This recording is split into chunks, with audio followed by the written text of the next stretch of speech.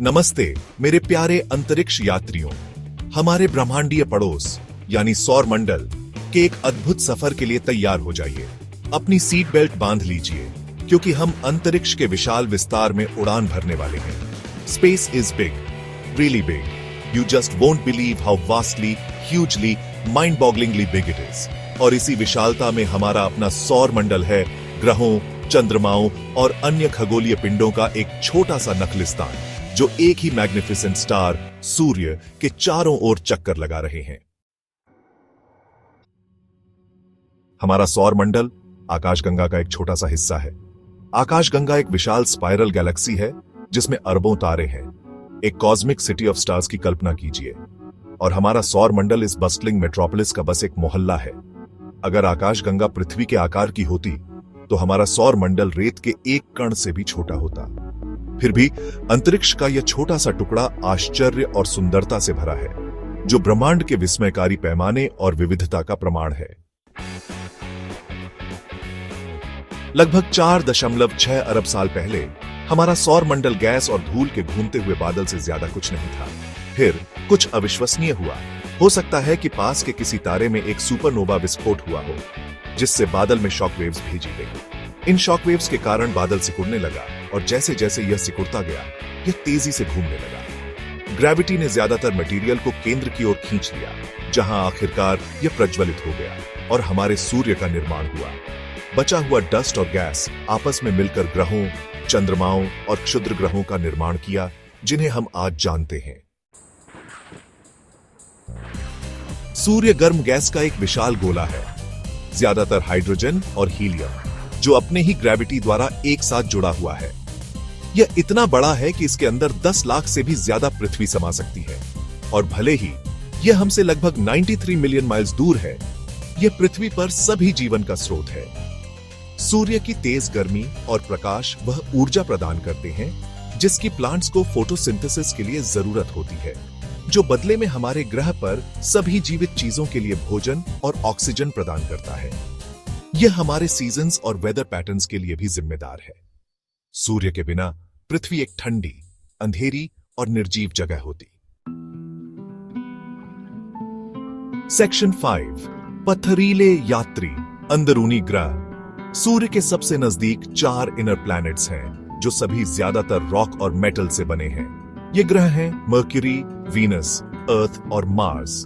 ये सभी ग्रह हमारे सौर मंडल के सबसे छोटे और सबसे घने ग्रह हैं। सबसे पहले मर्क्यूरी है, जो हमारे सौर मंडल का सबसे छोटा और सबसे तेज ग्रह है, जो सूर्य के चारों ओर एक छोटी स्कॉचिंग हॉट रेस कार की तरह घूमता है। मर्क्यूरी का सरफेस बहुत हार्श है, जिसमें टेम्परेचर एक्सट्रीम्स होते हैं।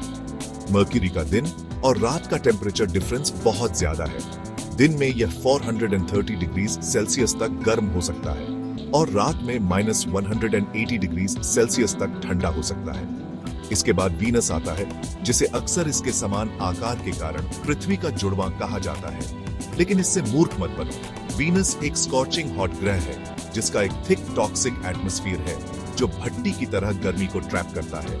वीनस का सरफेस टेम्परेचर लगभग 465 डिग्री सेल्सियस है, जो इसे हमारे सौर मंडल का सबसे गर्म ग्रह बनाता है। यहाँ पर एटमॉस्फेरिक प्रेशर भी बहुत हाई है, जो पृथ्वी के सरफेस प्रेशर से 92 गुना ज्यादा है। पृथ्वी सूर्य से तीसरा रॉक है और जीवन को सपोर्ट करने वाला एकमात्र जात ग्रह है। यह एक सुंदर, डायनामिक दुनिया है जिसमें महासागर, महाद्वीप और एक जीवनदायिनी एटमॉस्फेयर है। पृथ्वी का एटमॉस्फेयर नाइट्रोजन और ऑक्सीजन से बना है, जो जीवन के लिए आवश्यक है।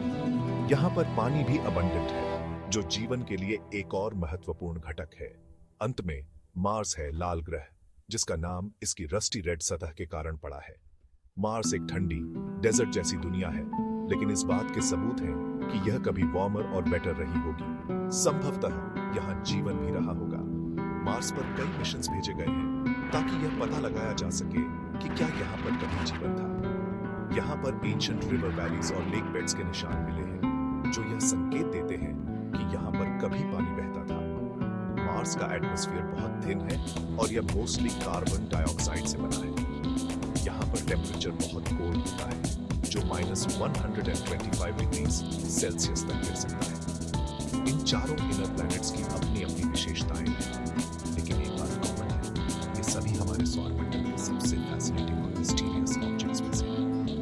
इन ग्रहों का अध्ययन हमें न केवल हमारे सौर मंडल के बारे में, बल्कि ब्रह्मांड में जीवन की संभावनाओं के बारे में भी महत्वपूर्ण जानकारी देता है। तो चलिए इन पथरीले यात्रियों के साथ एक रोमांचक यात्रा पर और उनके रहस्यों को जानने की कोशिश करते हैं। अंत में यह कहना कि इनर प्लैनेट्स हमारे सौर मंडल के सबसे इंट्रिगिंग और कैप्टिवेटिंग हिस्सों में से एक है। इन ग्रहों का अध्ययन हमें न केवल हमारे सौर मंडल के बारे में, बल्कि ब्रह्मांड में जीवन की संभावनाओं के बारे में भी महत्वपूर्ण जानकारी प्रदान करता है। तो चलिए इन पथरीले यात्रियों के साथ एक रोमांचक यात्रा पर निकलते हैं और उनके रहस्यों को जानने की कोशिश करते हैं। अंत में यह कहना गलत नहीं होगा कि इनर प्लैनेट्स हमारे सौर मंडल के सबसे इंट्रीगिंग और कैप्टिवेटिंग हिस्सों में से एक है। इन ग्रहों का अध्ययन हमें न केवल हमारे सौर मंडल के बारे में, बल्कि ब्रह्मांड में जीवन की संभावनाओं के बारे में भी महत्वपूर्ण जानकारी प्रदान करता है। सेक्शन 6, क्षुद्र ग्रह बेल्ट, एक ब्रह्मांडीय शूटिंग गैलरी। मार्स और जुपिटर की कक्षाओं के बीच क्षुद्र ग्रह बेल्ट है, एक ऐसा क्षेत्र जहां लाखों रॉकी बॉडीज हैं, जिनका आकार छोटे कंकड़ से लेकर सैकड़ों मील चौड़े ड्वार्फ प्लैनेट्स तक है।